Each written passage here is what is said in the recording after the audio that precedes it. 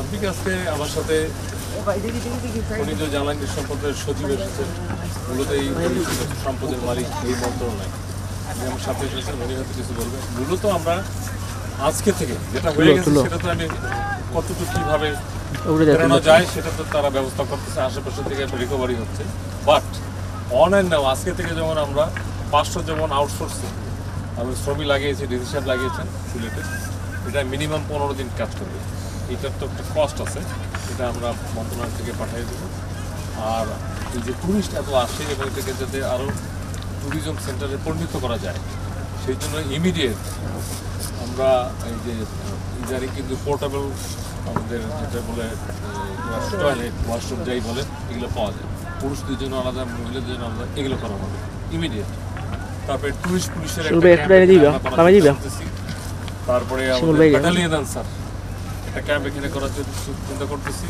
আর যেহেতু আপনারা জানেন বর্ডারের 5 মাইল এইটা হলো বিজিবি দেখে, বিজিবি এত কাছে একটা ক্যাম্প আমি দেখতে পাচ্ছি, সুন্দর একটা জায়গা বানানো আছে, তাদের সামনে এত বড় একটা ঘটনা ঘটলো এবং একদিনে না কয়েকদিনে এটাকে তো আমরা পেপার পত্রিকায় দেখছি যে লুট হয়েছে। তো আমার মনে হয় আমি আজকে এসে দেখে যেটা মনে হচ্ছে মোর দ্যান লুট, এটা হরি লুট। এই ধরনের সম্পদ এইভাবে দেশের সম্পদ, রাষ্ট্রীয় সম্পদ, জনগণের সম্পদ এইভাবে 2-4 জন অথবা কে বা কারা নিয়ে গেছে, এটা আমরা তদন্ত করে তো নাম পাচ্ছি, সে যেই হোক আমাদের দেশে যত বড় অফিসার হোক এটার কিন্তু ব্যবস্থা নেওয়া হচ্ছে এবং নেওয়া হবে। আপনারা জানেন আমাদের দেশের প্রেসিডেন্ট প্রধানমন্ত্রী জেল কাটা, এর বাইরে আছে কেউ? তাহলে এর বাইরে এমন কোনো বড় অফিসার আছে যে আইনের ঊর্ধ্বে এইটার সাথে জড়িত, সে যেই হোক খুঁজে বের করে আইনের আওতায় নিয়ে আসা হচ্ছে। একটু সময় লাগে, আপনারা জানেন যে প্রসিডিউর।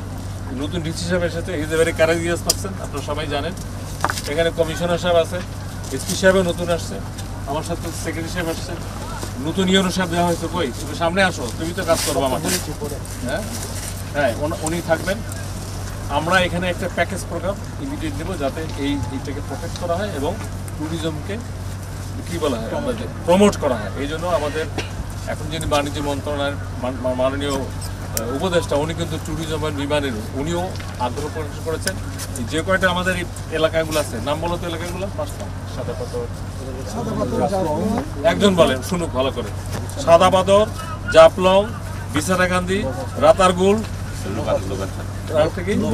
দোবাছাড়া, এই যে কয়টা আছে এই কয়টা ট্যুরিজম সেন্টারের সাথে লিঙ্ক করে, যেখানে রাস্তা ভালো আছে, যেখানে রাস্তা ভালো নাই, রোডস অ্যান্ড হাইওয়েকে ইনক্লুড করে এই রাস্তাগুলোকে ভালো করে যাতে এখানে আসলেই সবগুলো জায়গায় মানুষ ট্যুরিস্ট যেতে পারে, এটা একটা আমাদের টার্গেট।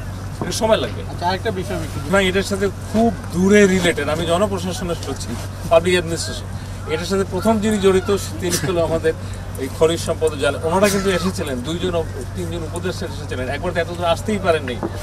জনগণ যেটা চায় যে তাৎক্ষণিক একজন সরকারি কর্মকর্তা কর্মচারী যখন চাকরি করে কোনো অপরাধের সাথে জড়িত হয়, তাকে আইনের আওতায় আনতে গেলে আপনারা সাংবাদিকতা করেন, নিজেরাই জানেন একটা প্রসিডিউর আছে, সেই প্রসিডিউর অলরেডি শুরু হয়ে গেছে, জনগণ দেখতে পাবে।